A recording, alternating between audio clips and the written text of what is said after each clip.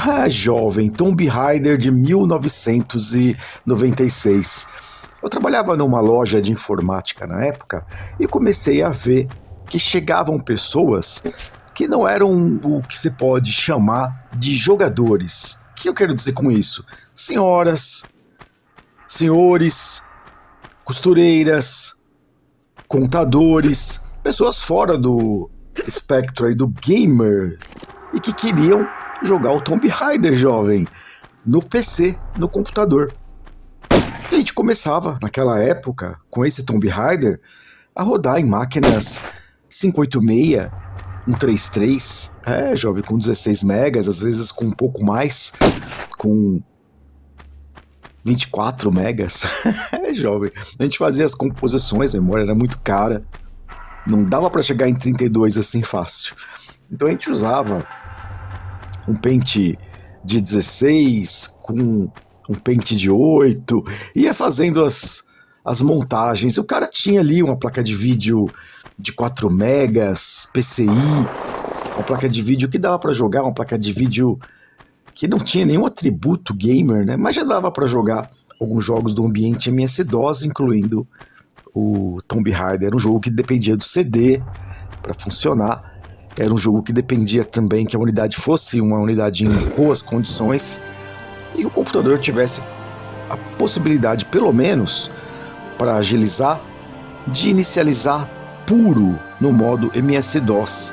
Então a gente fazia toda a configuração para quando a pessoa fosse usar o computador, deixasse seguir, ou para quando ela fosse usar especificamente o jogo, ela colocasse ali na unidade um disquete. Esse disquete, ele inicializava o boot, carregava a unidade de CD, ajustava a memória, ajustava o áudio, Creative Sound Blaster 16, e uma vez feito tudo isso, ele chamava o jogo já direto nas melhores condições que aquela máquina podia permitir. Eu vendi muito 586, 133, que o pessoal falava que era compatível em desempenho com o Pentium 75. Vendi também Pentium 90, Pentium 100, Pentium 133, tudo era muito caro naquela época. E isso eram as configurações padrão para aquelas pessoas que não eram exatamente gamers, né? Mas estranhamente eram aficionadas por esse jogo. E um exemplo, esse contador, ele comprou o primeiro PC comigo para usos aí do escritório de contabilidade. Era tudo em Clipper, tudo no bom e velho MS-DOS, Windows 3. Alguma coisa, e nada a reclamar. A máquina funcionava muito bem, um bom monitor, um conjunto bom de teclado e mouse, trabalhava direitinho. Ele terminava o dia, desligava o computador, encaixava a gaveta da HD secundária, HD Slave, ligava o computador, gravava os backups, desligava o computador, desligava o HD do backup ali, da gaveta, não é? Era todo um processo, né? E ele começou a querer se interessar por esse jogo, comprou outro computador para evitar que alguma coisa acontecesse com o seu computador principal, e comprou um 586-133. Jovem, gabinetezão da Five Star, do bom e velho Marcelo, o rei da informática no Brasil. Monitor Five Star, coisa mais linda. E ele montou aquele 586 Five Star para jogar o Tomb Raider. E era essa imagem que ele tinha desse jogo, que curiosamente foi o primeiro jogo que, fora do ambiente dos videogames, trouxe essa ideia de mundo a ser explorado, né? Lógico que quem é gamer já tinha visto coisas parecidas, antes até, né? Quem é gamer tinha visto no videogame muita coisa parecida também, não só nos computadores. Mas para aquele pessoal que chegava ali, eu atendi uma mãe, uma grávida, cara, que queria ficar em casa jogando Tomb Raider porque estava grávida, não podia mais fazer muita coisa, o marido não queria que ela trabalhasse, ela não queria ficar ociosa. Ficou sabendo naquele tempo lá, que a informação não corria tanto como hoje, né?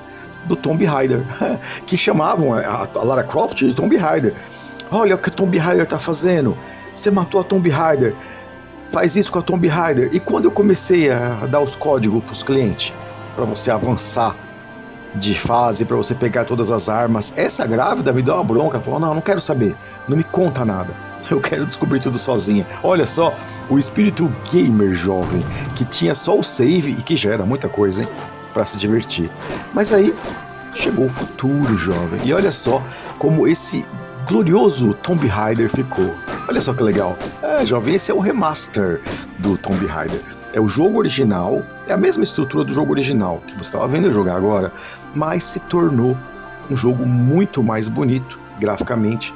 Foi reajustado para os padrões estéticos agora de 2025. Claro que não é aquela reconstrução total, né?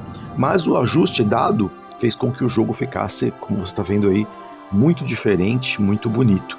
E esse jogo, Tomb Raider original lá de 96, passou um tempo até que razoável, vendi muito computador, ganhei muita grana com esse Tomb Raider. E ele, como eu te falei, né, funcionava tranquilo, um micrinho tranquilo. E chegou o Tomb Raider 2. Jovem. O 2, muita gente tentou empurrar ele no mesmo micro que rodava o 1. Às vezes colocando uma plaquinha de vídeo, fazendo uma coisinha aqui, uma memória, reinstalando o sistema operacional, deixando tudo ali novinho, prontinho. Mas não adiantava, o 2 ele já era um jogo que pedia um recurso gráfico melhor, que pedia uma placa melhor. E o meu sucesso com o 2, tanto para esses clientes, inclusive esse cliente, ele pegou o 586 dele, que era um micro melhor do que o que ele tinha para contabilidade, ficou para ele, mandou colocar a gaveta, trocar a gaveta de um para o outro, e ele ficou, aquele micro que era o principal dele foi para a secretária, o 586 ele adaptou algumas coisas lá do micro antigo dele para o 586, ficou o micro de trabalho principal e ele comprou um micro poderoso, não para o trabalho, para o Tomb Raider 2, meu jovem.